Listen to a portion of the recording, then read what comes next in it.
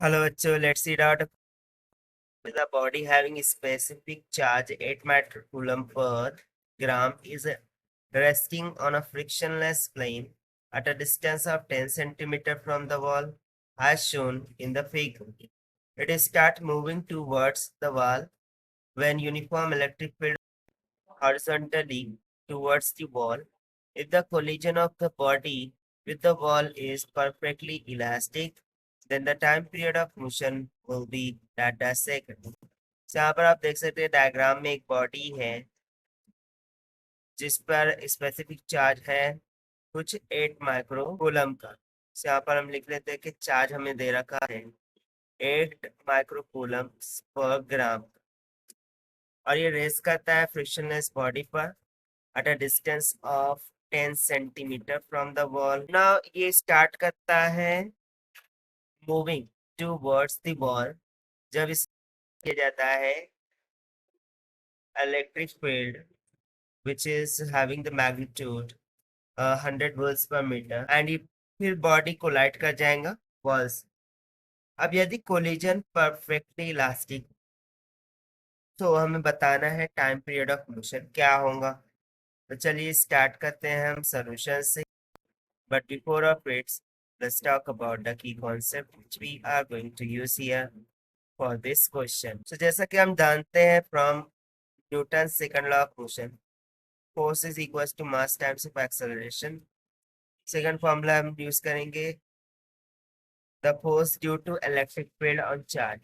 So this can be given by q times of। उस तरीके से थर्ड हम यहाँ पर फॉर्मूला यूज करेंगे सेकंड इक्वेशन ऑफ मोशन का, that is s is equals to ut plus 1/2 at का स्क्वायर जहाँ पर acceleration u initial space t time check करना है और एस डिस्प्लेसमेंट को इंडिकेट। तो देखिए जैसा कि बॉडी है उस पर charge obviously and it is moving towards the wall due to electric field.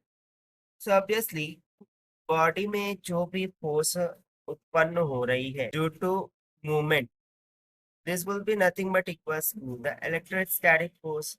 यहाँ पर हम simply mass into acceleration electrostatic force से इक्वेट कर सकते हैं। तो सिंपली हमें एक्सेलरेशन का मान मिल जाएगा इक्वल से आप मान लीजिए इक्वेशन नंबर फर्स्ट।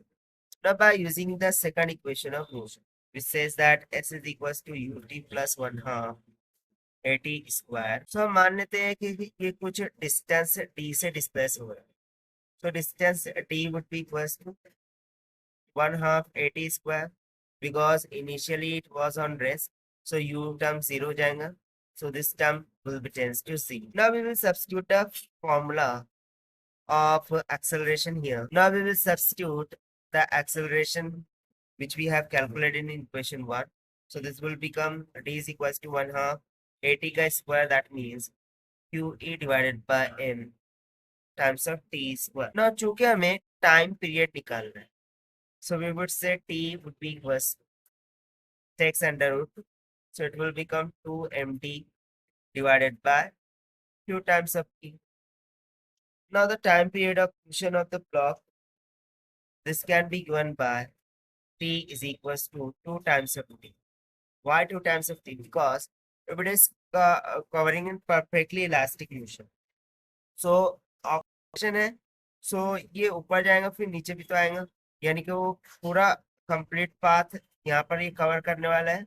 और बेसिकली हमसे क्या पूछा गया है, टाइम पीरियड ऑफ मोशन पूछा गया है।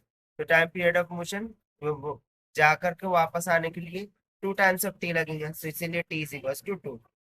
so this will be equals to 2 times of under root over 2 into रखा था, मास कितना दे रखा था वोल्ट पर मीटर यानी कि 0.1। ओके, सो मास यहाँ पर है 0.1 kg डिवाइडेड बाय क्यू हो जाएगा 8 into 10 to the power -3, sorry -6, और डिविडेंड में हमें 10 to the power -3 लेना होगा for the mass multiply by electric field कितना दे रखा है 100।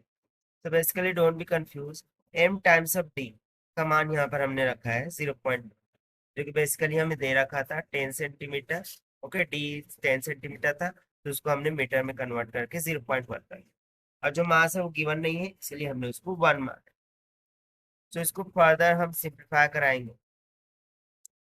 तो यहाँ से टाइम पीरियड कितना निकल के आ जाएगा 1 seconds. Therefore, the time period of motion of block is 1 second. And this is going to be the required answer of this question, which we have solved by using the concept of force due to acceleration and electrostatic force. So this is the required solution. I hope you understood well. Best of luck. Thank you.